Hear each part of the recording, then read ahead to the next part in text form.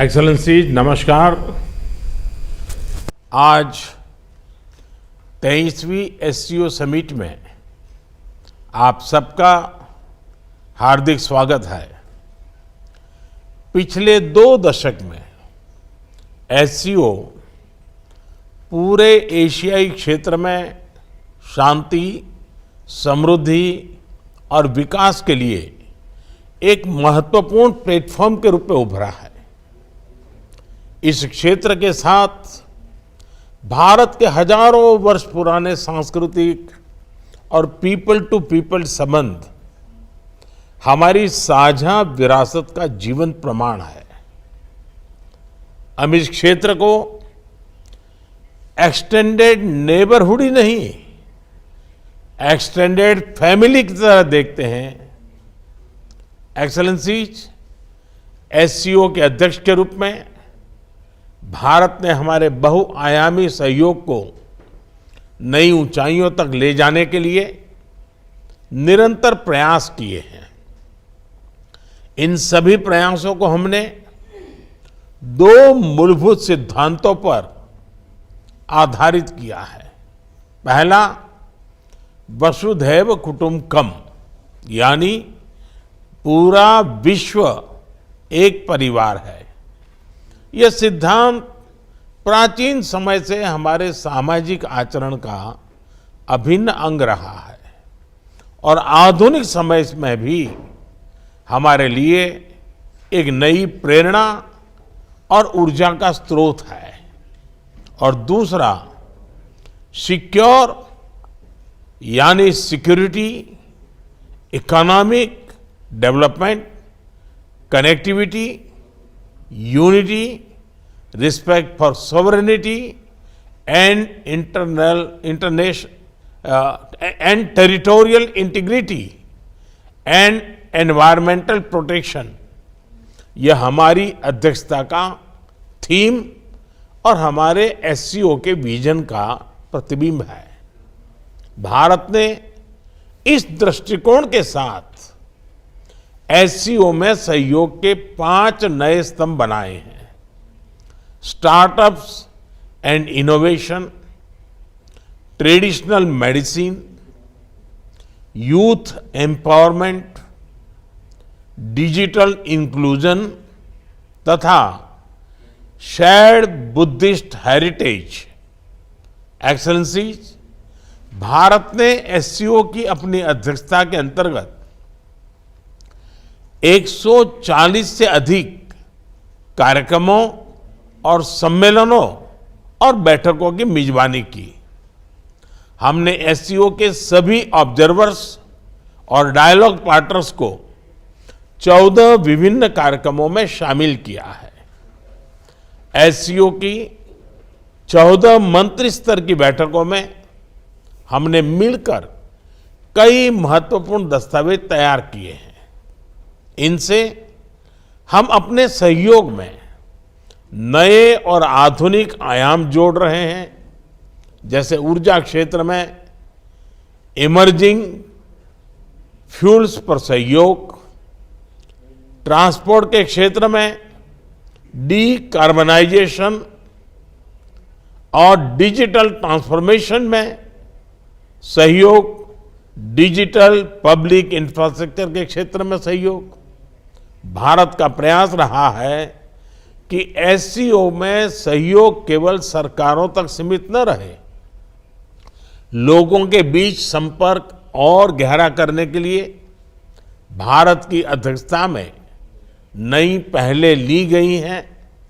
पहली बार SCO millet food festival, film festival, SCO Surajkund craft mela, think tank conference, international conference on shared Buddhist heritage का आयोजन किया गया। एससीओ की पहली पर्यटन एवं सांस्कृतिक राजधानी इटर्नल सिटी वाराणसी अलग अलग कार्यक्रमों के लिए आकर्षण का केंद्र बनी।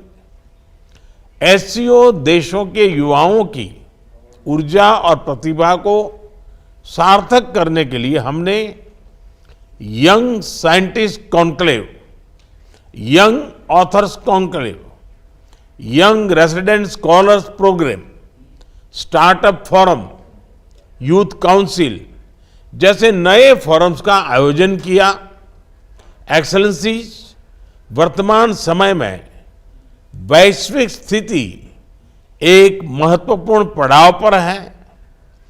विवादों, तनावों और महामारी से घिरे विश्व में फूड, फ्यूल और फर्टिलाइजर क्राइसिस सभी देशों के लिए एक बड़ी चुनौती है। हमें मिलकर यह विचार करना चाहिए कि क्या हम एक संगठन के रूप में हमारे लोगों की अपेक्षाओं और आकांक्षाओं को पूरा करने में समर्थ हैं? क्या हम आधुनिक चुनौतियों का सामना करने में सक्षम हैं? क्या एससीओ एक ऐसा संगठन बन रहा है जो भविष्य के लिए पूरी तरह से तैयार हो? इस विषय में भारत एससीओ में सुधार और आधुनिकीकरण के प्रस्ताव का समर्थन करता है। एससीओ के अंतर्गत भाषा संबंधी बाधाओं को हटाने के लिए हमें भारत के AI based language platform Bhashini को सभी के साथ साझा करने में खुशी होगी। यह digital technology for inclusive growth का एक उदाहरण बन सकता है। यूएन सहित अन्य वैश्विक संस्थानों में भी सुधार के लिए एससीओ एक महत्वपूर्ण आवाज बन सकता है।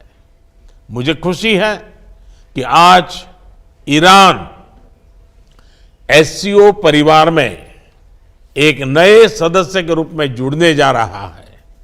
इसके लिए मैं राष्ट्रपति राइसी और ईरान के लोगों को बहुत बहुत शुभकामनाएं देता हूं।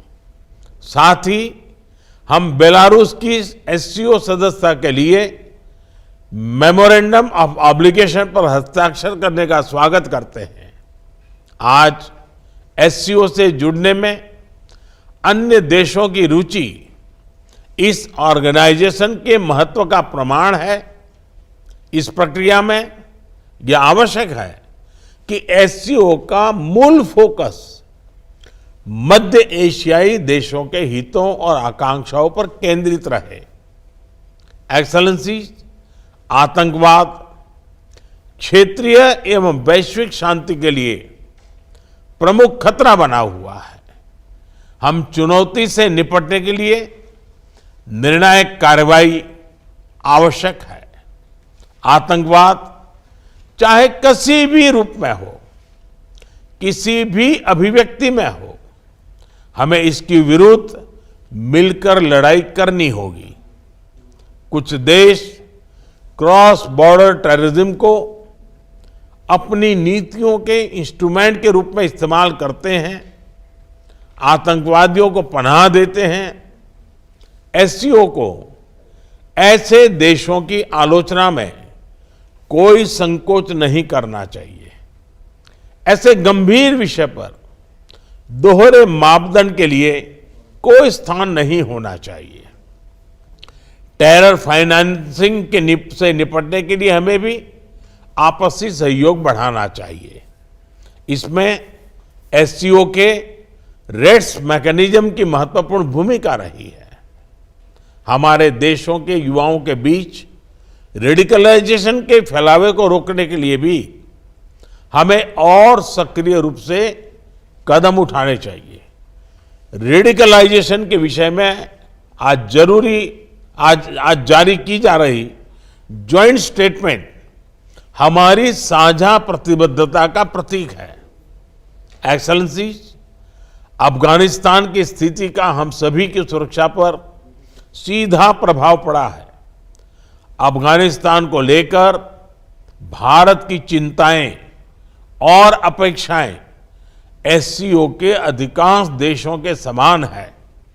हमें अफगानिस्तान के लोगों के कल्याण के लिए मिलकर प्रयास करने होंगे।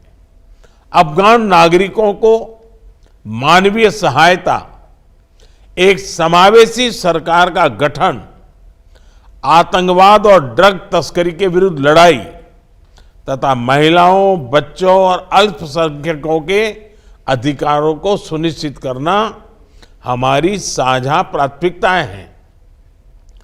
भारत और अफगानिस्तान के लोगों के बीच सदियों पुराने मैत्रीपूर्ण संबंध रहे हैं। पिछले 2 दशकों में हमने अफगानिस्तान के आर्थिक और सामाजिक विकास के लिए योगदान दिया है। 2021 के घटनाक्रम के बाद भी हम मानवीय सहायता भेजते रहे हैं। यह आवश्यक है कि अफगानिस्तान की भूमि पड़ोसी देशों में अस्थिरता फैलाने या एक्सट्रीमिस्ट विचारधाराओं को प्रोत्साहित करने के लिए उपयोग न की जाए। एक्सेलेंसी, किसी भी क्षेत्र की प्रगति के लिए मजबूत कनेक्टिविटी का होना बहुत ही आवश्यक है। बेहतर कनेक्टिविटी आपसी व्यापार ही नहीं, आपसी विश्वास भी बढ़ाती है। किंतु इन प्रयासों में एससीओ चार्टर के मूल सिद्धांतों, विशेष रूप से सदस्य देशों की संप्रभुता और क्षेत्रीय अखंडता का सम्मान करना बहुत ही आवश्यक है। ईरान की एससीओ सदस्यता के बाद हम चाबहार पोर्ट के बेहतर उपयोग के लिए काम कर सकते हैं। मध्य एशिया के लैंडलॉक देशों के लिए international north south transport corridor Indian ocean तक पहुंचने का एक सुरक्षित और सुगम रास्ता बन सकता है। हमें इसका पूरा पोटेंशियल रियलाइज करना चाहिए। एक्सेलेंसी, एससीओ विश्व के 40% लोगों और वैश्विक अर्थव्यवस्था के लगभग 1/3 का प्रतिनिधित्व करता है और इस कारण यह हमारी साझा जिम्मेदारी है कि हम एक दूसरे की जरूरतों और संवेदनशीलताओं को समझें, बेहतर सहयोग तथा समन्वय के माध्यम से सभी चुनौतियों का समाधान करें और हमारे लोगों के कल्याण के लिए निरंतर प्रयास करें। भारत की अध्यक्षता को सफल बनाने में आप सबसे हमें निरंतर सहयोग मिला, इसके लिए मैं आप सभी का बहुत बहुत धन्यवाद देता हूं। मैं एससीओ के अगले अध्यक्ष कजाकिस्तान के राष्ट्रपति और मेरे मित्र प्रेसिडेंट तोकायेव को पूरे भारत की ओर से बहुत बहुत शुभकामनाएं देता हूं। एससीओ की सफलता के लिए भारत सभी के साथ मिलकर सक्रिय रूप से अपना योगदान देने के लिए प्रतिबद्ध है। बहुत बहुत धन्यवाद।